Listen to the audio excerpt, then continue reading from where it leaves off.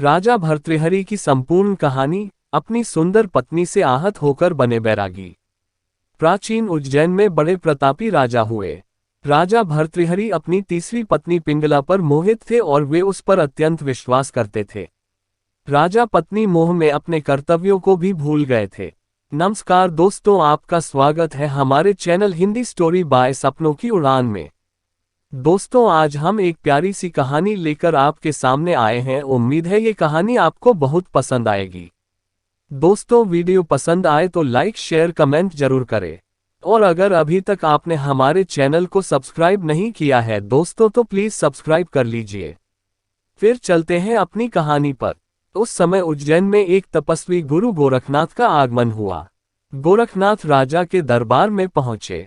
भर्तृहरि ने गोरखनाथ का उचित आदर सत्कार किया।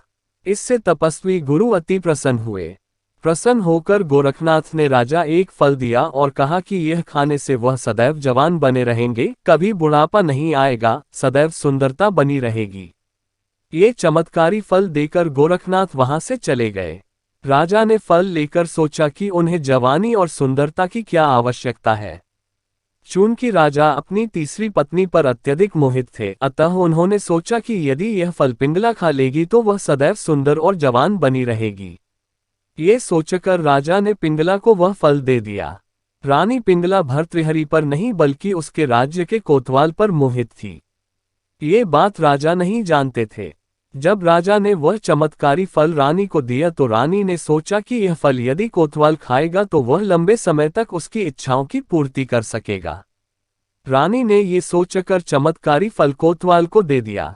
वह कोतवाल एक वैश्या से प्रेम करता था और उसने चमत्कारी फल उसे दे दिया ताकि वैश्या सदैव जवान और सुंदर बनी रहे। वैश्या ने फल पाकर सोचा कि यदि वह जवान और सुंदर बनी रहेगी तो उसे यह गंदा काम हमेशा करना पड़ेगा।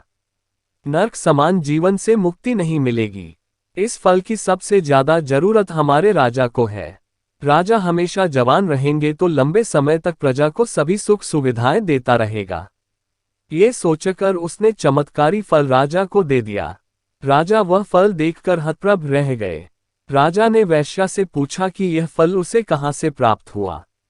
वैश्या ने बताया कि यह फल उसे कोतवाल ने दिया है। भर्तृहरि ने तुरंत कोतवाल को बुलवा लिया। सख्ती से पूछने पर कोतवाल ने बताया कि यह फल उसे रानी पिंगला ने दिया है। जब भर्तृहरि को पूरी सच्चाई मालूम हुई तो वह समझ गए कि रानी पिंगला उसे धोखा दे रही है।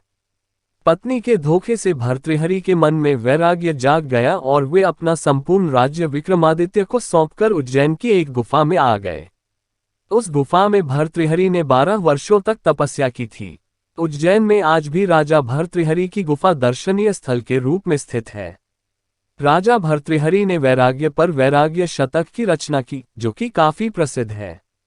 राजा भर्तृहरि ने श्रृंगार शतक और नीति शतक की भी रचना की। ये तीनों ही शतक आज भी उपलब्ध हैं और पढ़ने योग्य है। हमारा साथ देने के लिए आप सभी का दिल से धन्यवाद।